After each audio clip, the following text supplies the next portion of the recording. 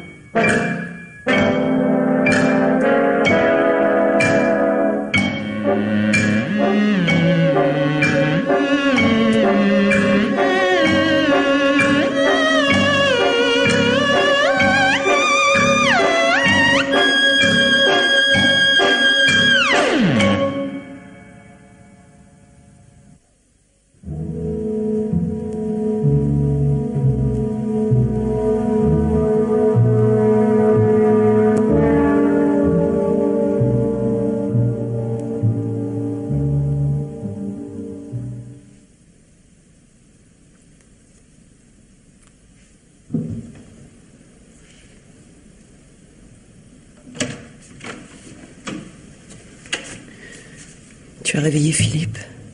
Oui. Il enfile sa robe de chambre et il descend. Tu lui as dit? Non.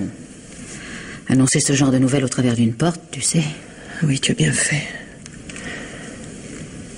Oh, je n'arrive pas à réaliser. Aucun de nous ne s'attendait à ce que ce soit si brutal, si rapide. Elle va me manquer. Ton frère et toi, vous veniez seulement passer un week-end de temps en temps. Tandis que moi, je vivais avec elle depuis 3 ans, depuis la mort de maman. Bien sûr, mon pauvre chou. Ça va faire un vide. Eh bien, quoi que se passe-t-il? Cette agitation à 4 heures du matin? Et pourquoi m'as-tu réveillé, Eliane? Tante Adrienne, Philippe... Tante Adrienne? Qu'est-ce qu'elle a, tante Adrienne? Tu ne veux pas dire que... Si, Philippe. Tante Adrienne est morte.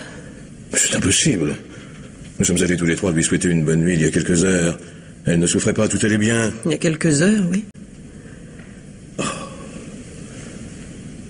Oh, je n'arrive pas à y croire. Enfin, que s'est-il passé? Une attaque, probablement.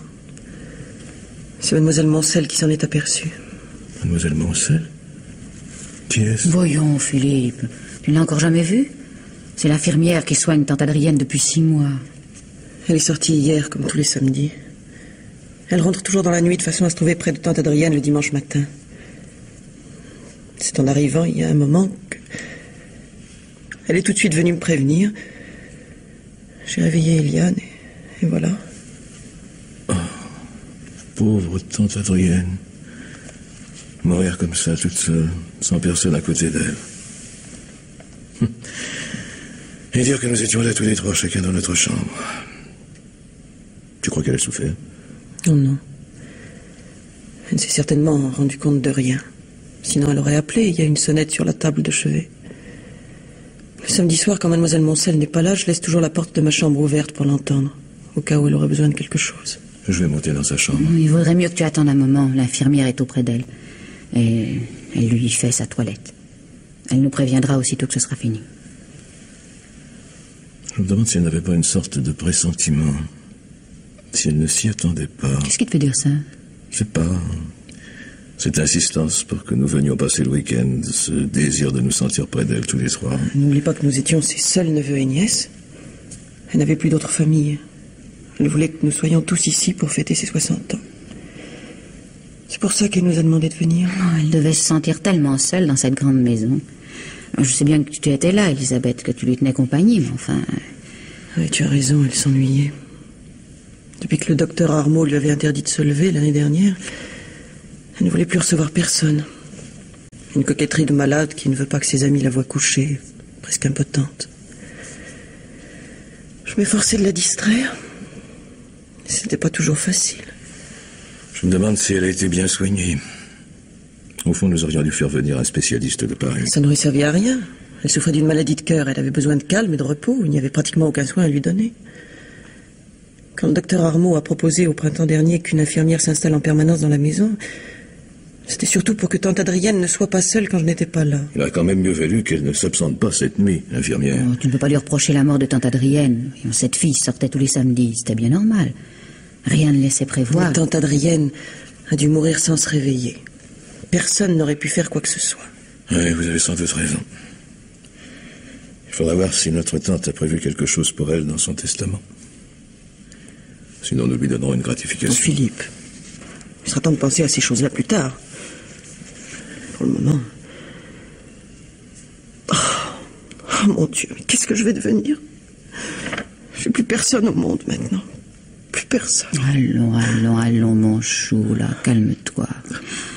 Nous sommes là, Philippe et moi. Vous ne vous rendez pas compte. Tante Adrienne avait été si bonne pour moi. Quand maman est morte il y a 3 ans, elle m'a fait venir, je me suis installée ici. Je n'avais plus qu'elle. Ma pauvre Elisabeth. Mais pour nous aussi, c'est dur, tu sais. Nous éprouvions beaucoup d'affection pour tante Adrienne. Oh oui, je sais. Excusez-moi. Ouais, nous n'avons pas à t'excuser. Tu as vécu avec elle tous les jours depuis 3 ans. Ta réaction est normale. Entrez. Excusez-moi de vous déranger. Oui, entrez, mademoiselle, je vous en prie. Est-ce que nous pouvons monter maintenant? Oui. Permettez-moi de vous présenter mes condoléances. Merci, mademoiselle. C'est une consolation pour nous de penser que vous avez été au chevet de notre tante pendant ces derniers mois. Nous savons avec quel dévouement vous l'avez soignée. Je vous remercie, monsieur. Si vous voulez aller près de votre tante à présent... Viens, Elisabeth. Je vous accompagne. Monsieur Souget. Oui? Je voudrais vous parler un instant. Est-ce urgent? Hein? Il me semble que ce n'est guère le moment. C'est urgent, monsieur. Bien. Montez, Diane, je vous rejoindrai dans 1 minute. Qu'y a-t-il, mademoiselle? Ce que je dois vous dire est assez délicat. Oui, je vois. Vous pouvez être tranquille. Ma tante ne vous a certainement pas oublié dans son testament. De toute façon, ma sœur et moi veillerons à ça. Oh non, je vous remercie, monsieur, mais il ne s'agit absolument pas de ça. Ah? Que voulez-vous dire alors? Quelque chose de beaucoup plus grave à propos de la mort de votre tante. Je comprends pas. Voilà. Il y avait dans le tiroir de la table de nuit une réserve de somnifères. Un tube entier non entamé. 25 comprimés d'un somnifère puissant. Un toxique dangereux. Je ne vois vraiment pas. Ce tube a disparu, monsieur. Elle n'est plus à sa place? Non. Bon, on l'a probablement rangé ailleurs. Non, monsieur. J'ai soigneusement vérifié avant de vous en parler. Votre tante donne l'impression d'être morte au cours de son sommeil. Un sommeil profond. Très profond. Ah, si je comprends bien, mademoiselle, vous prétendez que la mort de ma tante est... Enfin, qu'elle n'est pas naturelle. Ah non, je ne prétends rien, monsieur. Je vous rapporte simplement ce que j'ai constaté. Mais il y a autre chose aussi. Encore. Ça ne vous suffit pas? Je fais dissoudre tous les soirs un comprimé de ce somnifère dans un verre d'eau que je pose sur la table de nuit de votre tante. Elle le prend elle-même si elle ne parvient pas à s'endormir. Et quand je ne suis pas là le samedi, c'est mademoiselle Elisabeth qui le prépare à ma place. Et alors? Eh bien, quand je suis entrée dans la chambre de madame Sougy, en arrivant tout à l'heure, le verre était propre. Ah, ça prouve que ma tante a pris son somnifère. Ah non, vous m'avez mal comprise, monsieur. Je n'ai pas dit que le verre était vide. J'ai dit qu'il était propre. Il avait été soigneusement rincé. Elisabeth a peut-être oublié de le préparer. Je le lui ai demandé. Elle m'a dit avoir fait dissoudre le comprimé avant de poser le verre sur la table de nuit. Votre tante n'était pas en état de se lever pour aller le rincer. Mais enfin, mademoiselle Moncel, vous rendez-vous compte de ce que vous dites? Il n'y avait ce soir dans la maison que ma cousine Elisabeth, ma sœur et moi. Vous prétendez donc que l'un de nous trois aurait tué tante Adrienne? Le cœur de votre tante était très fragile. 4 ou 5 comprimés étaient pour elle une dose mortelle. Ils font très facilement et n'ont aucun goût. Elle a pu les absorber sans même s'en rendre compte. Mais de toute façon, je dois téléphoner au docteur Armaud pour l'informer du décès de Madame Sougy et lui demander de venir. J'espère que vous ne m'en voudrez pas, mais je suis obligée de le mettre au courant de ces détails. Sinon, il pourrait croire que la mort de votre tante est due à une défaillance cardiaque. Mais autrement dit, si vous ne lui parliez pas de vos soupçons, le docteur Armaud ne devinerait pas... Je regrette, monsieur, mais il n'en est pas question. Mon devoir m'oblige à lui dire ce que je sais. Mademoiselle, il est à peine 5 heures du matin. Le docteur Armaud doit certainement dormir. Ne pensez-vous pas que l'on puisse attendre un moment avant de le prévenir? Pourquoi? Je trouve qu'il est préférable... Mademoiselle Moncel, vous rendez-vous compte que vous venez de porter contre ma cousine, ma sœur et moi-même une accusation extrêmement grave? Je ne vous en veux pas, puisque vous croyez bien faire. Mais je suis persuadé que la disparition du somnifère et cette ridicule histoire de verre mystérieusement lavé ne sont que des coïncidences. La mort de ma tante nous a tous bouleversés. Aussitôt que nous aurons les uns et les autres retrouvé notre calme, ces faits qui vous paraissent étranges trouveront certainement leur explication. C'est pourquoi je vous demande d'attendre un peu avant de prévenir le docteur. Nous ne sommes pas des criminels. Aucun de nous ne profitera de ce répit pour s'enfuir. Mais je n'en doute pas, monsieur. Mais je ne crois pas qu'il soit raisonnable d'attendre. Je vois. Vous craignez pour votre sécurité. Dans ce cas, mademoiselle, vous n'avez qu'à vous enfermer dans votre chambre. Personne ne pourra attenter à vos jeux. Mais il ne s'agit pas de ça, monsieur. Mais je m'explique mal votre désir de gagner du temps. Mais vous rendez-vous compte, mademoiselle, du scandale que déclencheraient vos révélations? Le docteur Armaud ne pourra faire autrement que d'appeler la police. Notre famille n'est pas la dernière venue. Et un scandale est... Ah, tu es là, Philippe. Comment se fait-il que tu ne sois pas venu nous rejoindre? Je t'expliquerai. Alors, mademoiselle, attendons qu'il fasse jour, voulez-vous? Puisque vous insistez, après tout, ça ne changera pas grand-chose. Pauvre tante Adrienne. Elle a l'air si calme, si détendue. Je vais remonter dans sa chambre. Je suppose que vous préférerez rester entre vous.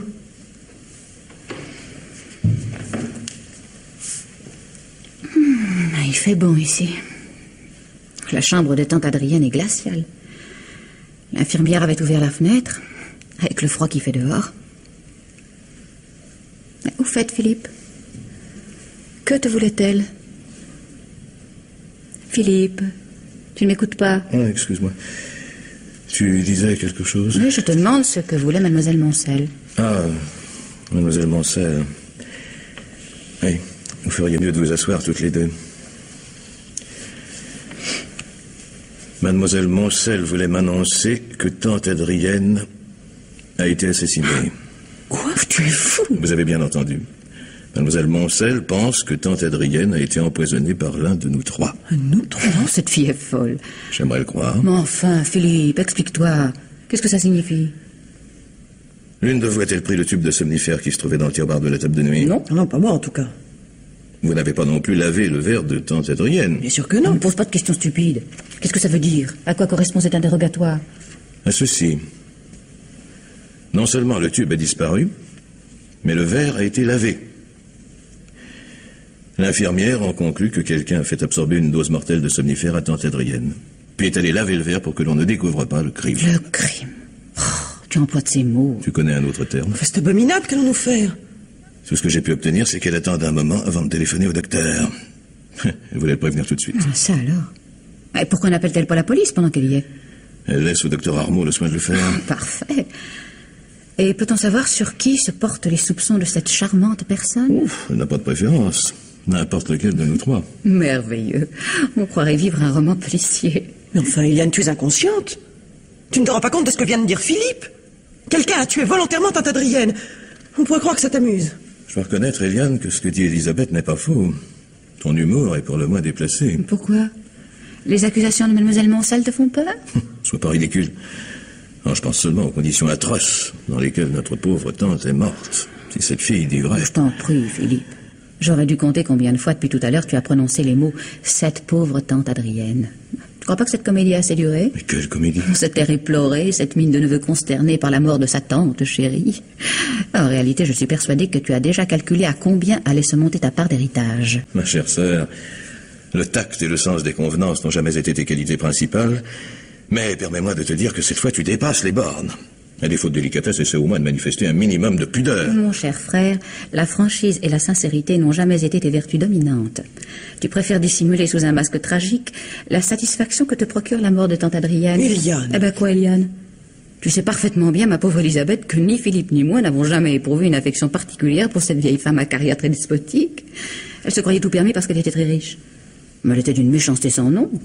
Elle se plaisait à humilier tous ceux qui l'approchaient. Tes remarques sont de plus mauvais goût, Eliane. Tu es particulièrement mal placé pour porter ce genre de jugement sur tante Adrienne. Je sais ce que tu vas dire, Philippe. D'accord. À la mort de nos parents, si tante Adrienne ne m'avait pas aidé financièrement, je ne sais pas comment j'aurais pu me débrouiller.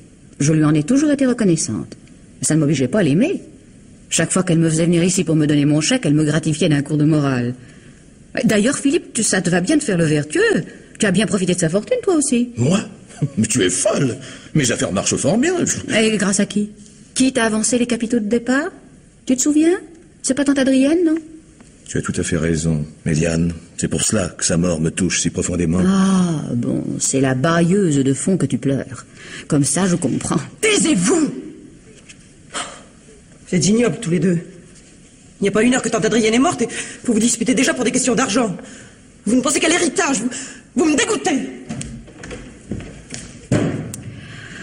Qu'est-ce qui lui prend? Nous l'avons choquée, on dirait. Que veux-tu?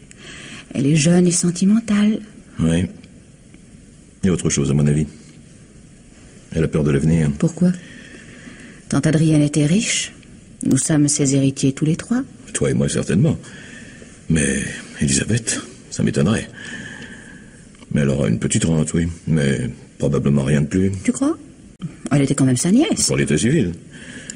Mais je doute que tante Adrienne nous ait traités de la même façon, toi et moi, qui avons toujours mené une vie familiale normale. Et Elisabeth, qui...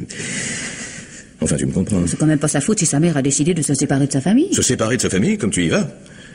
Souviens-toi, papa nous parlait souvent du scandale qui avait éclaté lorsque sa sœur Mathilde s'était enfuie avec le jardinier de leurs parents. Pas le jardinier, Philippe, le métayer. Quelle différence? C'était un drôle de coco, en tout cas. C'est même pas donné la peine de l'épouser. Quand Elisabeth est née, son père avait disparu. Pauvre Elisabeth. Combien de fois notre chère tante a-t-elle dû lui reprocher la faute de sa mère? Tu es injuste, Eliane. Tante Adrienne a été très bien avec cette petite.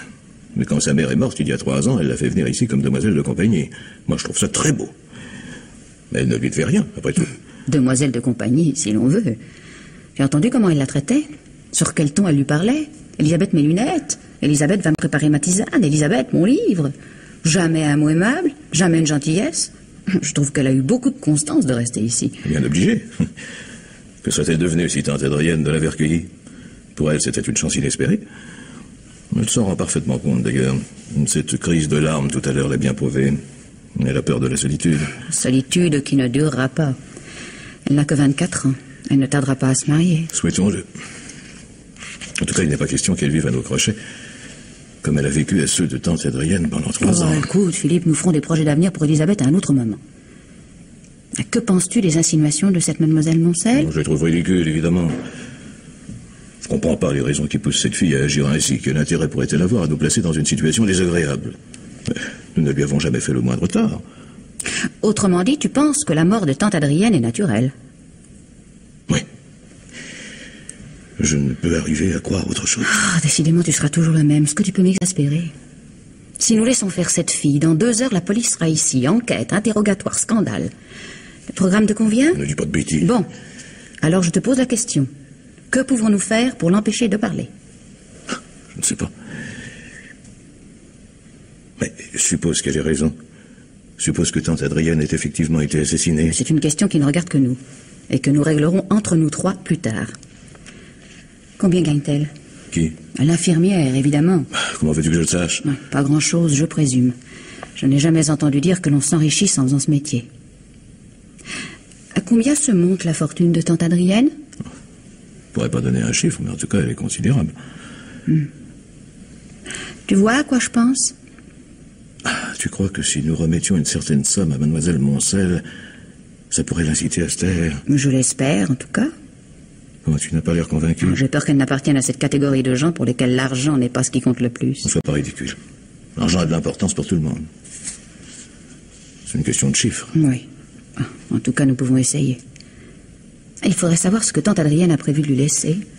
Le cas échéant, nous pourrions arrondir la somme. Mais il y a une façon simple de nous en assurer. Ouvrons le testament. Nous en avons le droit. Oh, naturellement. Il n'y a pas de formalité à accomplir? À lesquelles nous sommes ses héritiers, non? Voilà. Ah, sais-tu où il se trouve? Oui. Dans le bureau à côté, il est rangé dans un des tiroirs du secrétaire. Elle me l'avait montré. On va le chercher alors.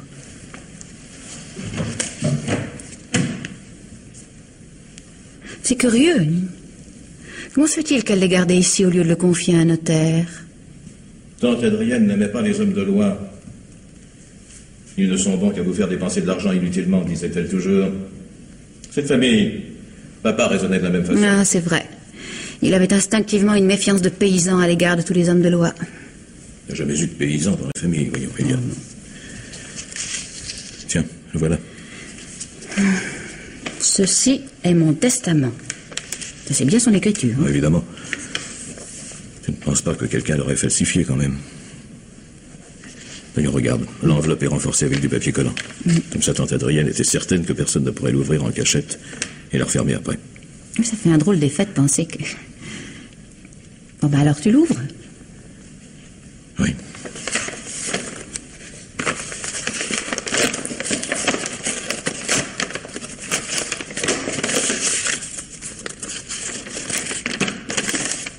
Bon, qu'est-ce que ça signifie? Je ne comprends pas. Des feuilles de papier blanc. Tu crois que c'est elle? Oh, certainement pas. Mais pourquoi aurait-elle fait cela? Non, Eliane. Cette enveloppe a été ouverte par quelqu'un qui a subtilisé le testament de notre tante, qui l'a remplacé par des feuilles de papier blanc et qui a refermé l'enveloppe avec du papier collant. C'est invraisemblable. Qui aurait eu intérêt à voler le testament? Et dans ce cas, pourquoi ne pas avoir détruit l'enveloppe au lieu de la remettre dans le tiroir? Je crois deviner la réponse à ta deuxième question. Tante Adrienne, clouée dans son lit depuis plusieurs mois, n'était pas en état de descendre elle-même dans le bureau. Mais elle pouvait demander à n'importe qui si le testament se trouvait toujours à sa place. L'infirmière, Elisabeth, toi ou moi, personne n'aurait attaché d'importance à ce papier collant. Nous lui aurions dit que le document était bien là. Ah, si elle avait demandé à le voir. Mais pourquoi l'aurait-elle voulu? Elle n'en avait aucune raison. Ce que je n'arrive pas à comprendre, c'est la raison pour laquelle on a fait cela. À voler un testament. Qu'est-ce que ça va changer? Beaucoup de choses. Maintenant, il n'y a plus de testament. Les biens de tante Adrienne vont être divisés également entre ses héritiers naturels. Autrement dit, Elisabeth va hériter le tiers de sa fortune. Autant que nous, alors? Oui. Écoute-moi bien, Eliane. Tante Adrienne détestait Elisabeth, nous le savons tous les deux. Elle l'a traitée comme une esclave, ne s'est passé aucune occasion de l'humilier. Tu me l'as rappelé toi-même il y a un instant. Mais crois-tu dans ces conditions qu'elle lui aurait laissé une part importante de sa fortune? Ça m'étonnerait. Je suis de ton avis. Admettons un instant que l'infirmière ait dit vrai, que quelqu'un ait assassiné tante Adrienne en lui donnant une dose massive de somnifères. Nous étions seuls dans la maison. Elisabeth, toi et moi. Lequel de nous trois était le mieux placé pour commettre ce crime? La petite garce. Avec ses airs de sainte nitouche, ses larmes, ses colères parce que nous ne lamentions pas sur la mort de cette chère tante Adrienne. Elle nous a bien eus. J'en étais presque arrivé à la plaindre. Elle espérait sans doute que la disparition du tube de somnifère passerait inaperçue. Quant à la feuille blanche à la place du testament, elle a dû se dire que nous prendrions ça pour une mauvaise plaisanterie de tante Adrienne. Et si même cela nous avait paru suspect, qu'aurions-nous pu dire? Tante Adrienne n'est pas la première personne qui meurt sans laisser de testament. Qu'allons-nous faire, Philippe? J'en sais rien. Nous pourrions l'obliger à se dénoncer. À la police, tu es fou. Tu te rends compte du scandale que ça provoquerait? Oui, tu as raison. Je ne vois qu'une solution alors. Laissons croire que tante Adrienne est morte naturellement et empêchons cette gamine de s'approprier ce qu'elle a essayé de nous voler. Ah, tu oublies l'infirmière. Nous réglerons nos comptes avec Elisabeth plus tard. Ce qu'il faut avant tout, c'est obliger mademoiselle Moncel à se taire. Je ne pense pas que la disparition du testament la rende plus indulgente à notre égard. La disparition du testament? Mais elle n'est pas au courant. Et crois-tu sincèrement que nous puissions lui cacher plus longtemps? Non, d'une façon générale, moi j'aime bien les gens honnêtes. Mais dans le cas présent, j'aurais préféré avoir affaire à quelqu'un qui soit moins scrupuleux. Mais si nous voulons essayer d'acheter son silence, il va falloir lui offrir une somme énorme. Ça ne vous dérange pas? Non, entre. Nous parlions justement de toi. Mais tu permets, Philippe, hein? J'aimerais expliquer moi-même à Elisabeth ce dont nous avons parlé. Si tu y tiens. Mais je pense... Laisse-moi parler, s'il te plaît. Écoute, Elisabeth. Ton cousin et moi venons de discuter longuement à propos de ce que nous a dit mademoiselle Moncel. Tu sais, le tube de somnifère qui a disparu. Je sais. J'y ai pensé moi aussi pendant que j'étais seule dans sa chambre. Oui, évidemment, tu as dû te demander... Philippe, il n'y a pas de coïncidence, Elisabeth. Si ce tube a disparu, c'est que quelqu'un s'en est servi. L'infirmière a certainement raison. Tante Adrienne a été... Ah oui, n'ayons pas peur des mots. Elle a été assassinée. C'est horrible. Tout à l'heure, aussitôt que l'infirmière aura prévenu le docteur Armaud, la police va venir. Il y aura une enquête, une arrestation, un procès. Nous devons éviter à tout prix ce scandale dont nous souffririons tous. Tante Adrienne aurait été la première à nous le demander. Alors Philippe et moi, nous avons pensé à quelque chose. Tu connais bien mademoiselle Moncel, n'est-ce pas? Elle vit ici depuis près de 6 mois. Oui. Bien.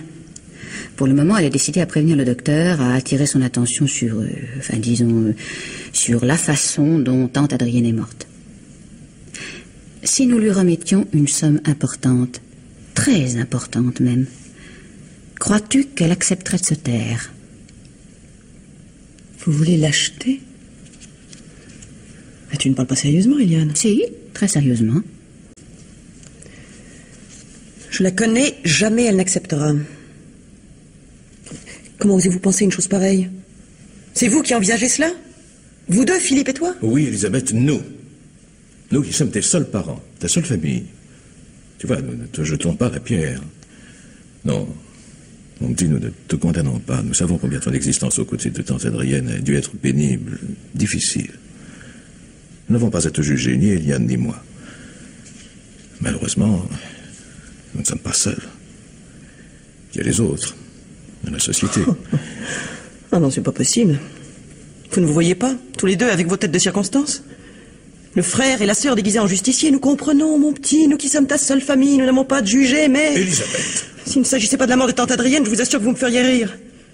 Non mais croyez-vous sérieusement que quelqu'un puisse vous prendre au sérieux? Voyons, Elisabeth. Alors vous voulez essayer de faire croire que j'ai tué tante Adrienne, moi qui lui devais tout? Il est évident, Elisabeth... Ce qui est évident, c'est que l'un de vous l'a assassiné. Lequel, je n'en sais rien. Toi, Eliane, toi, Philippe... À moins que vous n'ayez été d'accord, que vous ne soyez complices. Ça ne m'étonnerait pas, après tout. Vous en seriez bien capable. Elisabeth, tais-toi. Comment oses-tu parler ainsi? Et pourquoi me tairais-je? Vous m'accusez parce que vous pensez que je ne suis pas capable de me défendre? Parce que maintenant que votre crime est découvert, vous avez peur? Donc, ton attitude est ridicule, Elisabeth, mais elle n'abuse personne. C'est toi qui as préparé le somnifère. Et alors? Qu'est-ce que ça prouve? Je le préparais tous les samedis, tu le sais bien, Eliane. Tu m'as aidé plusieurs fois au mois d'août lorsque tu es venu passer quelques jours ici pendant les vacances de mademoiselle Moncel. C'est exact, mais ce soir, tu étais seule. Naturellement, j'étais seule. Mais je ne suis pas la dernière à être allée dans la chambre de tante Adrienne. Je suis montée chez elle tout de suite après le dîner. Vous deux, vous y êtes allés plus tard. Oui, en effet, je t'ai suivi. Eliane n'est montée la voir qu'après moi. Il n'y avait pas besoin d'y aller après les autres pour jeter une demi-douzaine de comprimés dans le verre. Bravo, Elisabeth, tu te défends bien. Vous pensez ce que vous voulez. Vous m'accusez d'un crime abominable, mais moi je sais que je ne l'ai pas commis. Ma conscience est pure et je me moque du reste. Tu te moques du reste? Laisse-moi rire. Tu ne te moques pas de l'héritage. Ah, nous y voilà, l'héritage. Décidément, elle vous connaissait bien, tante Adrienne. Qu'est-ce que tu veux dire? Savez-vous ce qu'elle disait de vous, quand nous étions seuls toutes les deux? Ils ne s'intéressent qu'à mon argent. Ils viennent de temps en temps pour voir où j'en suis, pour savoir si ma maladie avance, si je vais bientôt m'en aller. S'ils n'avaient pas l'espoir de me voir bientôt morte et de se partager ma fortune, ils ne se donneraient même pas la peine de venir ici. Elle t'a dit cela? Oui, plusieurs fois. Et sais-tu ce qu'elle ajoutait, Philippe? Elle disait, lorsqu'ils verront mon testament, ils seront bien attrapés. Elle a parlé de son testament? Oui. Puisqu'elle t'honorait de ses confidences, elle t'a peut-être révélé ce qu'il contenait, ce fameux testament. Oui, elle me l'a dit. Vous voulez que je vous l'apprenne? Soit. Vous allez être déçus, je vous préviens. Tante Adrienne ne vous a pas laissé un centime. Ni à l'un, ni à l'autre. Rien. Vous m'entendez? Rien. Ce que tu dis est ridicule. D'ailleurs, tu n'as aucun moyen de le prouver. Oh si, cela va être facile. Vous n'avez qu'à ouvrir son testament. Il est à côté dans le tiroir du secrétaire. Prenez-le, ouvrez-le, lisez-le. Vous verrez. Non. Pourquoi non? Parce que le testament de tante Adrienne n'est pas dans le tiroir du secrétaire. Nous l'avons cherché tout à l'heure, Philippe et moi. Qu'est-ce que tu racontes? Il y était il y a 2 jours, je l'ai vu. Le testament? Ou l'enveloppe du testament? Ça revient au même, non? C'est très différent. Nous avons trouvé une enveloppe sur laquelle tante Adrienne avait écrit « Ceci est mon testament ». Aucun doute possible sur l'écriture de l'enveloppe. Malheureusement, l'enveloppe est vide. Vide? Ne joue pas la surprise, Elisabeth. C'est très habile de ta part, mais nous ne sommes pas aussi naïfs que tu le crois.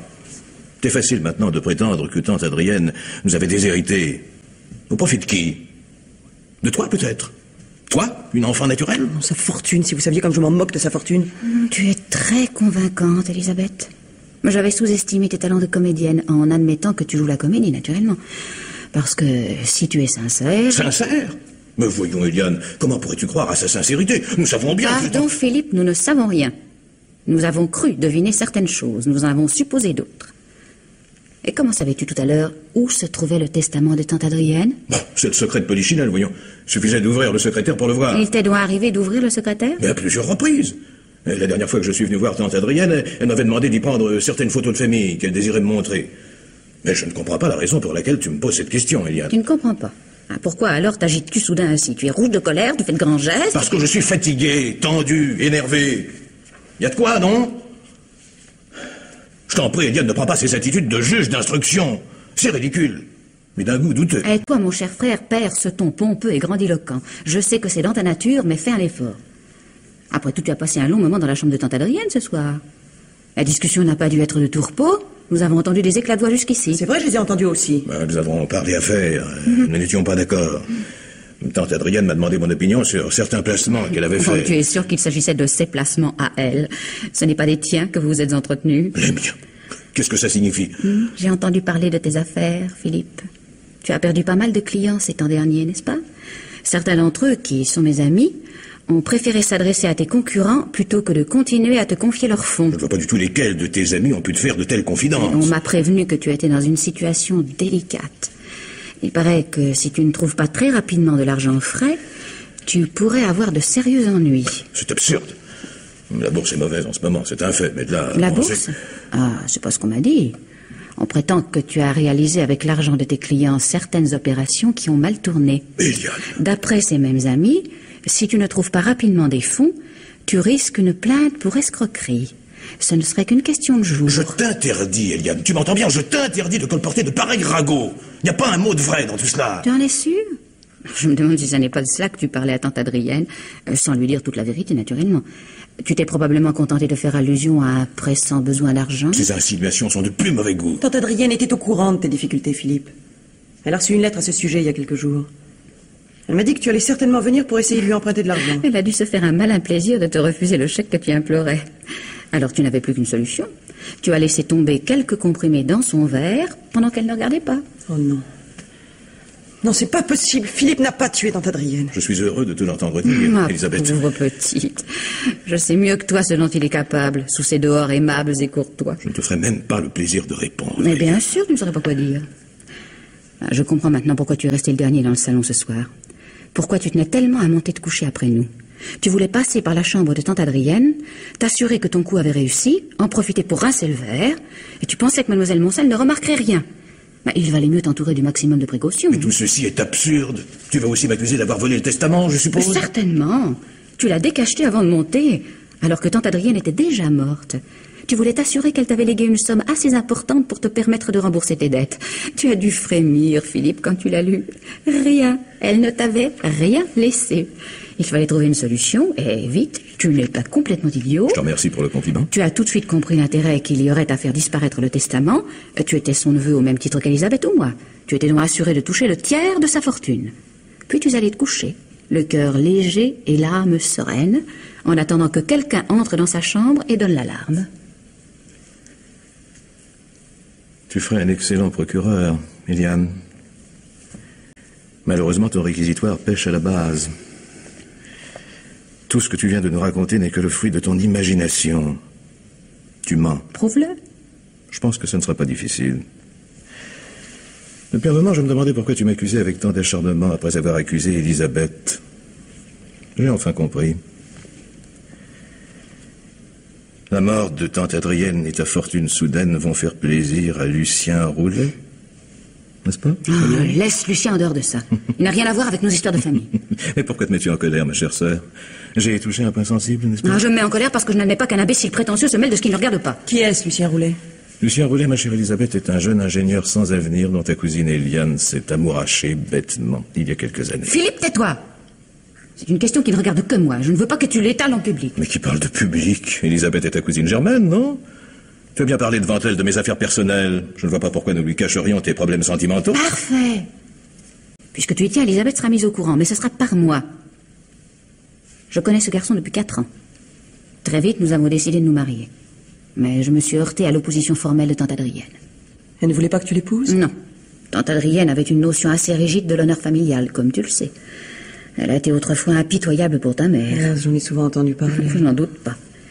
Eh bien, pour les mêmes raisons, notre chère tante considérait qu'une demoiselle Sougy, moi en l'occurrence, ne pouvait épouser un petit ingénieur sans grand avenir et surtout sans fortune. D'après elle, ce serait une mésalliance. Enfin, Eliane, je ne comprends pas. Tu as 30 ans. Tu n'avais pas besoin de l'autorisation de tante Adrienne pour te marier. Tu connais bien mal ta cousine, Elisabeth. Eliane tient à son Lucien, c'est une affaire entendue, mais elle tient encore plus à son confrère. Sais-tu de quoi vit Eliane? Tante Adrienne... Par orgueil familial, sans doute plus que par amour. Pour moi, tante Adrienne me versait une pension qui me permettait de vivre convenablement. Elle m'avait prévenu. Si j'épousais Lucien Roulet contre son gré, elle me couperait les vivres. Voilà pourquoi les fiançailles d'Eliane et de son ingénieur duraient depuis 4 ans. Voilà pourquoi elle risquait de durer longtemps encore. Tu es content, Philippe? Tu as enfin trouvé une occasion de donner libre cours à ta méchanceté. Malheureusement, cela ne mène pas loin. Cette situation qui durait depuis 4 ans pouvait se prolonger encore. Lucien le savait, il l'admettait. Tante Adrienne n'était plus jeune, sa santé baissait. Nous savions tous qu'elle était condamnée. Ce n'était qu'une question de mois, 1 an, 2, tout au plus. Pourquoi alors l'aurais-je tuée? Je n'étais pas menacée de faillite, moi. Tu as 30 ans, Eliane. Tu n'as jamais été ce qu'il est convenu d'appeler une jolie fille. Les hommes n'apprécient pas tellement des fiançailles qui s'éternisent. Et Lucien même. Allons donc. Lucien aime ta fortune. Ou du moins celle que tu attendais. Mais tante Adrienne ne se décidait pas à mourir. Et ton Roméo commençait à se lasser. Tu as senti qu'il se détachait de toi. Qu'il en avait assez d'attendre des millions qui ne venaient pas. Tu es ignoble. Ce soir, quand je suis redescendu de chez tante Adrienne, tu es allé lui dire bonsoir. C'est à ce moment que tu as fait dissoudre les comprimés. Tu mens, Philippe, tu inventes n'importe quoi. Tu es allé rincer le verre un moment plus tard en montant te coucher. Quant au testament, tu étais seul dans la maison hier après-midi. Elisabeth et moi sommes allés nous promener un moment dans le parc. Je savais pas où il était rangé. C'est facile à dire. Tu as passé plusieurs semaines ici l'été dernier. Le testament se trouvait déjà dans le tiroir. Tu as pu le voir par hasard. Oh, taisez-vous! Je ne sais pas lequel de vous deux a tué tante Adrienne. Ça m'est égal. Je vous écoute depuis un moment, vous accusez mutuellement. Tant de méchanceté, tant de haine entre frères et sœurs. Comment cela est-il possible? Et ce sont mes cousins, les dignes neveux de tante Adrienne. Tiens, tu as abandonné ton rôle de nièce éplorée. Tu ne nous parles plus de la grande affection que tu éprouvais pour notre tante. Pourquoi? Parce que je dis que tante Adrienne était dure, sévère et méchante? Je connaissais ses défauts. Ça ne m'empêchait pas de savoir ce que je lui devais. Et ça ne m'a jamais empêché de la plaindre. De la plaindre? Tu ne penses quand même pas que nous allons te croire, Elisabeth. Tu la plaignais? Parfaitement, je la plaignais. J'avais pitié d'elle. C'est pitoyable, une vieille femme que tout le monde déteste. Une vieille femme solitaire.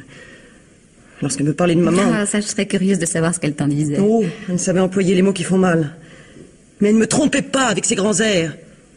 Ce que tante Adrienne ne pardonnait pas à maman, c'était d'avoir été heureuse. Heureuse avec un jardinier qui l'a abandonnée quand elle a attendu un enfant. Oui, heureuse. Cela n'a peut-être pas duré longtemps, mais elle a su ce que c'était que de vivre avec un homme qu'elle aimait. Tandis que tante Adrienne, une vieille femme solitaire qui ne s'est jamais mariée, qui a toujours vécu seule. Décidément, Elisabeth, tu es très à droite. Il y a une chose que tu cherches à nous faire oublier depuis un moment. Laquelle? De nous 3. C'est elle qui avait le plus intérêt à faire disparaître le testament. Elle affirme que tante Adrienne nous avait déshérités, mais rien n'est moins sûr. Maintenant, elle a la certitude de toucher le tiers de l'héritage. La moitié. Qu'est-ce que tu dis? La moitié. Elle a raison. J'y avais pas pensé. Le partage doit s'opérer par souche. Article 743 du Code civil. Par souche, qu'est-ce que ça veut dire par souche? Tante Adrienne avait un frère et une sœur qui sont morts tous les deux. À défaut de testament, sa fortune sera partagée en 2 parts égales, une pour chacun. Et Elisabeth va toucher une moitié de l'héritage, tandis que nous partagerons l'autre moitié. Tu étais au courant de tout ça, Elisabeth? Je ne te savais pas tellement au fait de ces questions légales. Vous croyez être les seuls à vous être demandé ce qui se passerait quand tante Adrienne mourrait? J'espère que je ne vous dérange pas. Oh, pas du tout. Nous avions une petite discussion familiale. Votre arrivée va nous obliger à y mettre un terme. Enfin, provisoirement tout au moins. Le docteur Armand a l'habitude de quitter son domicile de très bonne heure. Il est temps de lui téléphoner. Très bien. Mademoiselle Moncel... Monsieur? Vous avez soigné notre tante avec un dévouement dont elle nous avait entretenu à plusieurs reprises.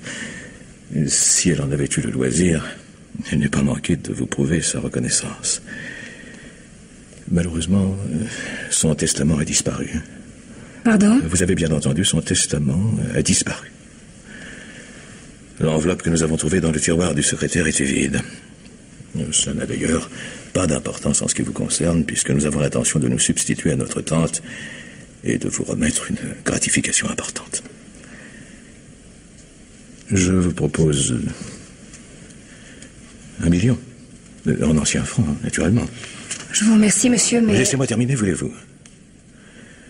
Cette somme ne pourra bien entendu vous être remise que si la succession est réglée dans des conditions normales. Et si nous nous trouvions mêlés à une enquête policière, nous serions amenés à engager des frais importants. Il serait difficile, dans ces conditions, de soustraire une partie de l'héritage pour remercier un dévouement que nous ne contestons pas, mais qui ne pourrait alors recevoir d'autres récompenses que verbales. Je crois comprendre. En somme, vous avez l'intention de me donner un gros pourboire si je ne dis à personne que votre tante a été assassinée. C'est bien ça? Mademoiselle Moncel, il n'est pas question d'envisager les choses sous cet angle. C'est pourtant ce que j'avais cru comprendre. Et vous avez tout à fait raison, mademoiselle.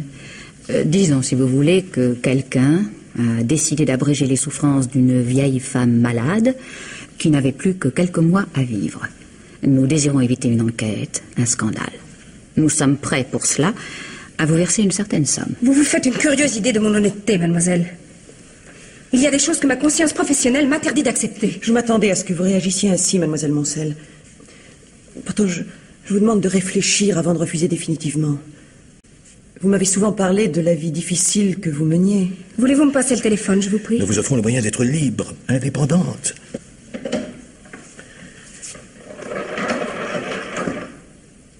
Je voudrais le 368, s'il vous plaît.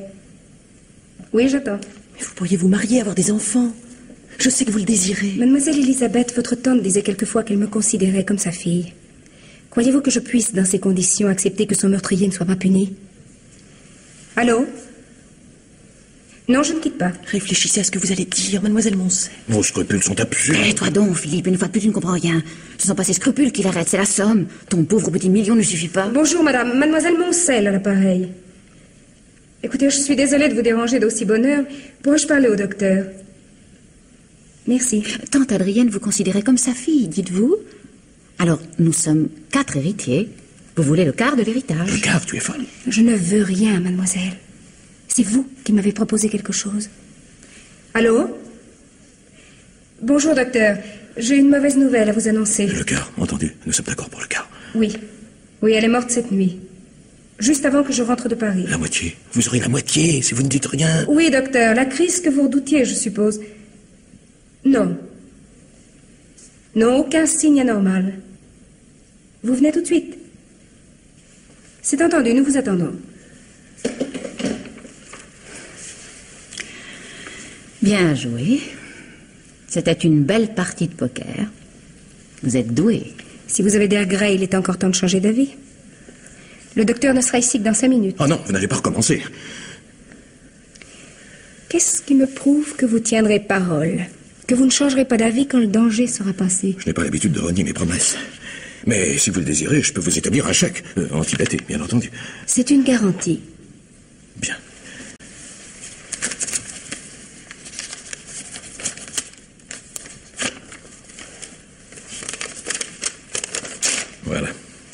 Naturellement, la somme est approximative, tant que l'expertise n'aura pas été faite, n'est-ce pas? C'est évident. Merci, monsieur. Vous savez, une chose m'étonne. Je trouve que vous avez accepté bien facilement notre proposition. Je t'en prie, Eliane, tu ne vas pas te remettre en question. Sois tranquille, il n'y a aucun risque. Entre sa conception de l'honnêteté et ton chèque, mademoiselle Moncel n'hésite pas. Et je trouve qu'elle a bien mené sa barque. Elle a soigneusement évité de se trouver avec nous. Elle nous a rejoints juste à temps pour téléphoner au docteur Armaud. Cela nous obligeait à accepter ses conditions. Je n'ai posé aucune condition. Je sais. Mais vous avez fait en sorte que nous vous proposions la part du lion. Le temps pressait. Nous n'avions pas le choix. J'aimerais vous poser quelques questions, mademoiselle Moncel. Si je peux y répondre. Oh, vous pourrez certainement. Mais je ne suis pas certaine que vous le vouliez. Je vous écoute. Je vous ai entendu rentrer cette nuit. Il était 3 heures du matin. Comment se fait-il que vous n'ayez appelé Elisabeth qu'à 4 heures moins le quart pour lui annoncer la mort de notre tante? Je ne suis pas entrée immédiatement dans la chambre de Madame Sougy. Je me suis d'abord déshabillée, puis... Mais comment se fait-il que vous ne nous ayez pas laissé entrer tout de suite dans sa chambre? Mais je voulais faire sa toilette avant que vous ne la voyiez. Pourquoi? Mais c'est une habitude dans notre métier. Les membres de la famille n'aiment pas en général... Lorsque nous sommes entrés dans sa chambre, Elisabeth et moi, j'ai été surprise par la température qui y régnait. Il faisait très froid, je vous l'ai fait remarquer. J'avais ouvert la fenêtre pendant quelques minutes. Pourquoi? Pour aérer. L'odeur de pharmacie, de médicaments aurait pu vous être pénible après que votre tante soit morte. Je suis surprise qu'une infirmière aussi consciencieuse que vous ait commis une telle faute professionnelle. Eliane, que veux-tu dire? Il fait plusieurs degrés au-dessous de 0 cette nuit. Le corps de tante Adrienne a dû se refroidir beaucoup plus vite que si la fenêtre n'avait pas été ouverte. Et comme il s'est passé près d'1 heure et demie entre l'arrivée de mademoiselle Moncel et le moment où nous avons enfin pu pénétrer dans la chambre... Tu veux dire... Oh non, Eliane, ce n'est pas possible. Personne n'est en mesure de dire si tante Adrienne est morte pendant que nous étions seuls dans la maison ou si elle est morte quelques minutes après le retour de son infirmière si dévouée. Votre théorie est très astucieuse, mademoiselle. Malheureusement, vous oubliez un détail. Le testament. Vous m'avez dit qu'il avait disparu. Pendant que nous discutions dans le salon, vous êtes entré dans la pièce voisine en passant par le couloir. Vous avez ouvert le tiroir du secrétaire, vidé l'enveloppe de son contenu, puis vous l'avez refermé après y avoir mis du papier blanc. Et dans quel but, selon vous, aurais-je fait ça? Je n'y avais aucun intérêt. Vous l'avez volé pour que nous perdions 1 heure précieuse à nous accuser mutuellement tous les 3, au lieu de nous interroger sur votre curieuse attitude. Pour que vous puissiez nous forcer la main en profitant de la tension que vous aviez vous-même créée. Pour qu'il n'y ait qu'une alternative. Vous entendre dénoncer le crime au docteur Armaud ou payer. Vous êtes très intelligente, mademoiselle. Merci. Une meurtrière. L'infirmière de tante Adrienne n'était qu'une meurtrière. Voilà le docteur. Mon Dieu, docteur. Il va falloir tout lui dire maintenant. Il va prévenir la police. Voyons, Philippe. Il n'a pas encore compris. Quand mademoiselle Moncel est rentrée cette nuit, tante Adrienne venait de mourir. La crise cardiaque que redoutait le docteur Armaud. L'histoire du somnifère disparu et du verre lavé, elle l'a inventée. C'était un moyen de nous faire peur. N'est-ce pas, mademoiselle Moncel? Naturellement, mademoiselle. Tu vois, Philippe, il n'y aura pas d'enquête. Je crois que le docteur s'impatiente. Je vais ouvrir. Mademoiselle Moncel? Oui. Rendez d'abord le chèque à mon frère, s'il vous plaît. Plus tard, mademoiselle, si vous permettez.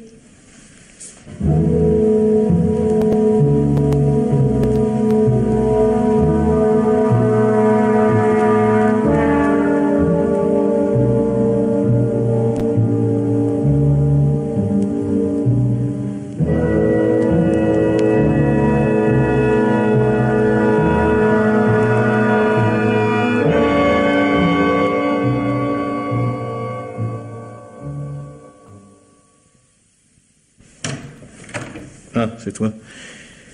Il y a 3 nouveaux télégrammes. Vernier, Leray et Louba.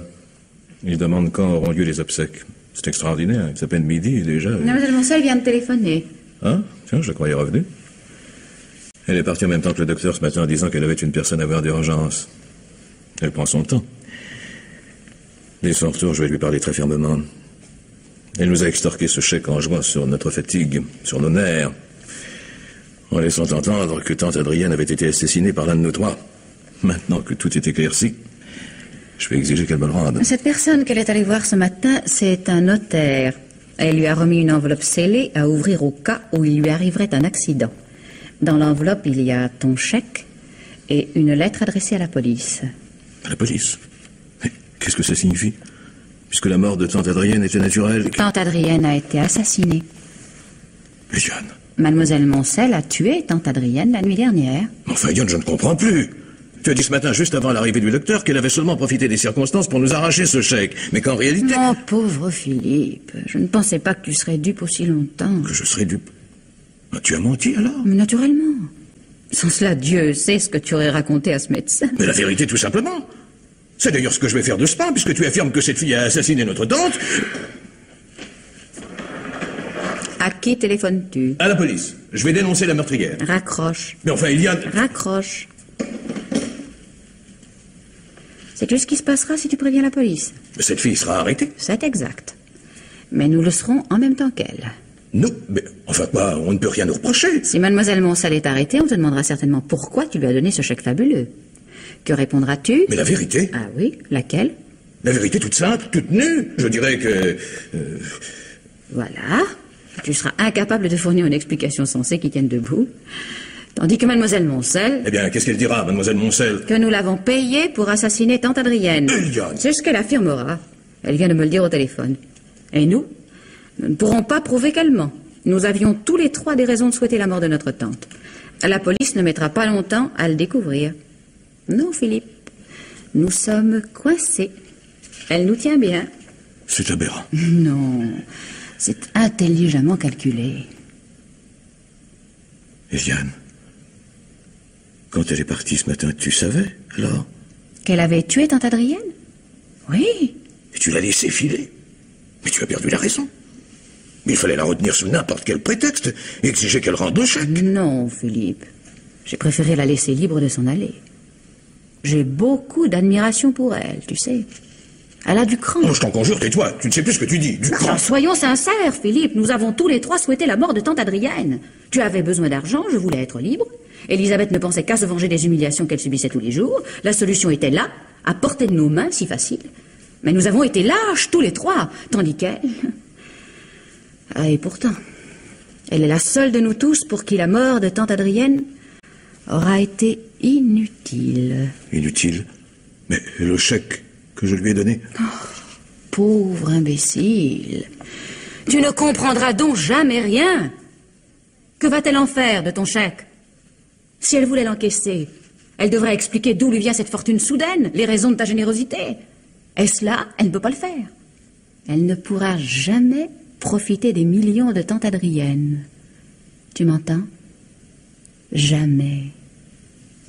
La mort de notre tante nous aura coûté cher, mais elle n'aura rien rapporté à sa meurtrière. Tu es diabolique, Eliane. Diabolique? Mais non. Réaliste.